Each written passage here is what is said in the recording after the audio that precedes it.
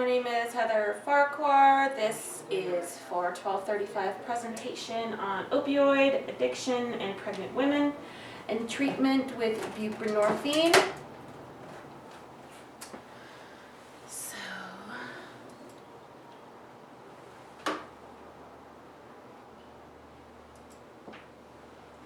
no, don't do that.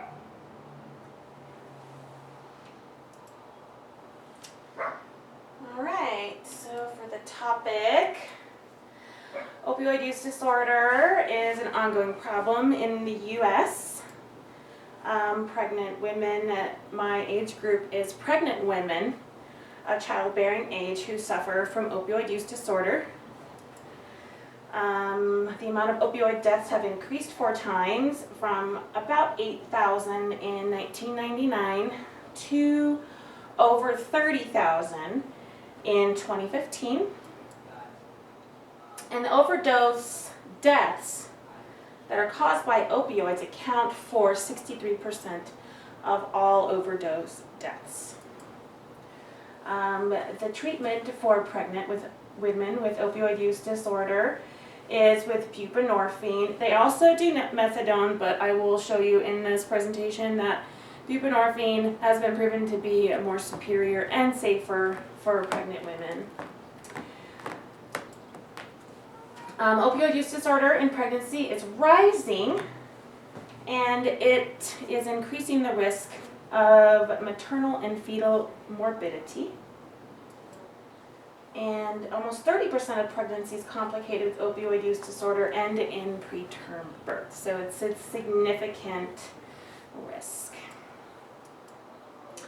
So first we're going to compare the treatments that are available for women who are pregnant with opioid use disorder, and there's methadone and buprenorphine. Methadone is a full agonist, meaning that it binds to the opioid receptors fully. It used to be it's the recommended standard treatment for the research that I had. Well, not the research that I had, it's recommended along with buprenorphine, but this is just kind of comparing the two.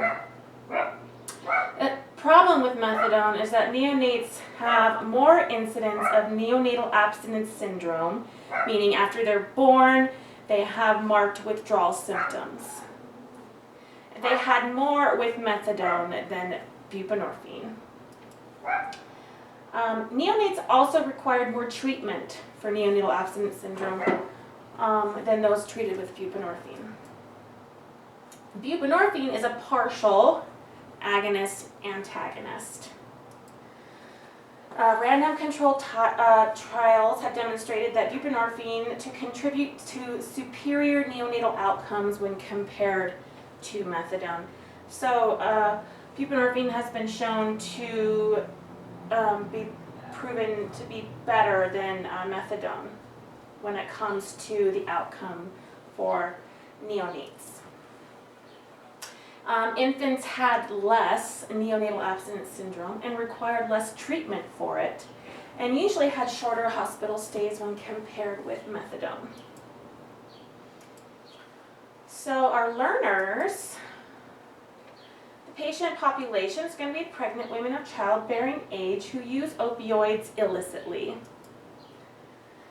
Women with opioid use disorder may not self-report because of legal issues they may face or moral judgment they may face from people, so they may be afraid to self-report.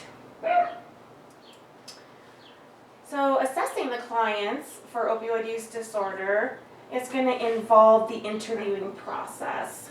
That'll include open-ended questions, and if you're not getting enough information, closed-ended questions. So if you do find that you have a pregnant woman who is using illicit opioids regularly, you're going to teach her the benefits versus the risks of medication-assisted treatment, or MAT, with buprenorphine.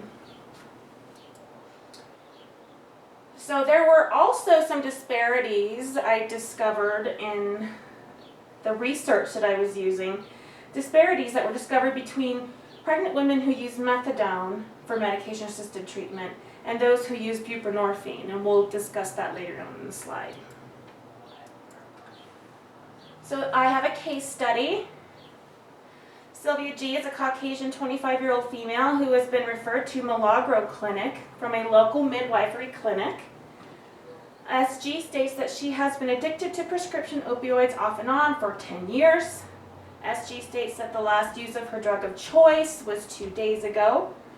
SG states 7 out of 10 pain, diarrhea, vomiting, anxiety, and her vitals show increased heart rate and blood pressure. Sylvia has been married for 5 years, is a full-time student, and has private insurance through her husband's job. SG states that she has tried to quit when she found out she was pregnant, but's afraid of losing the baby from being so sick.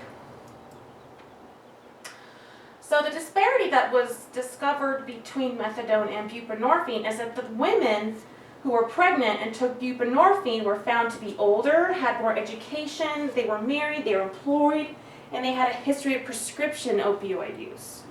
As for the women who used methadone for medication-assisted treatment were found to be more likely to have hepatitis C, use cocaine, benzodiazepines, and a history of heroin or just regular IV opioid use. So they're not really sure what caused that disparity. I just thought it was interesting.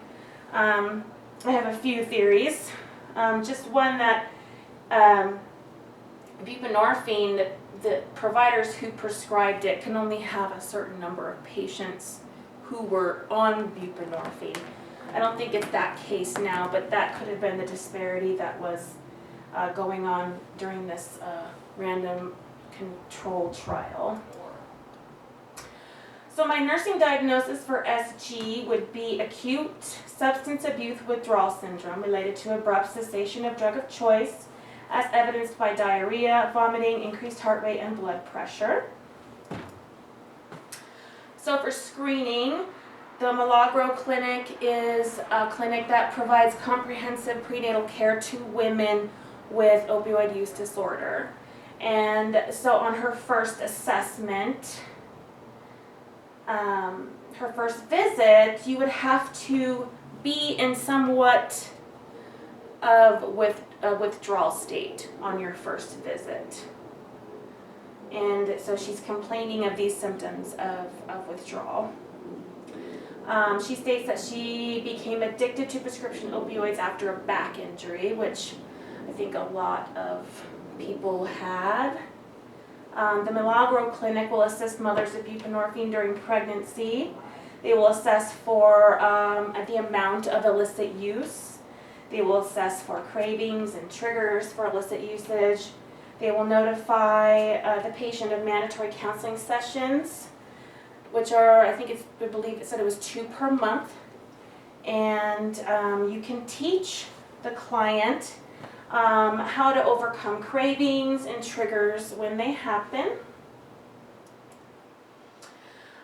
Prevention, so this is tertiary prevention. So what we're going to try to do is manage the disease that's already there. And we're going to try to reduce the effects of the disparities of the disease process. And this will include a collaborative management from Milagro Clinic to help reduce the risks associated with illicit opioid use. And we're going to use this with medication-assisted treatment and counseling. So management of this, patients should continue to participate in collaborative resources offered by Milagro to handle triggers as they arise. Buprenorphine reduces cravings considerably, and this will increase the success of maintaining these patients in this program, because the lifestyle of the illicit drug use, as well as abrupt cessation or continuing to use illicitly, are all going to have risks for mother and baby.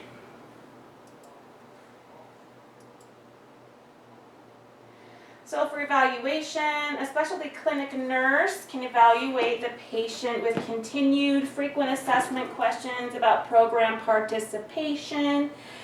Since This is prenatal care, and prenatal care is at least once a month. We're going in to see our providers and our nurses, so this is a good point for the specialty clinic nurse to evaluate the patient and ask questions about how they're doing. Creating that trust of openness with your patient so that they can tell you anything without fear of judgment, I think is going to be important. Assist the patient with any questions they may have about the safety of the medication. We can do that by providing literature. We can help them with getting access to knowledge of studies that are conducted with this medication and the benefits of the medication and the treatment versus the risks. And we can assess for continued compliance with monthly drug screenings and prenatal visits. You can assess home life because the lifestyle of illicit drug use, like I said, is very dangerous as well. So for follow-up, there's the FOCUS program, which is also UNMH. Now, I know Ms. Justice asked what FOCUS stood for. She put it on my paper. I looked and looked and looked, and I couldn't find what FOCUS actually stood for. But I do know that it's for developmental assessments. It has early interventions. It's really a great program. Early intervention.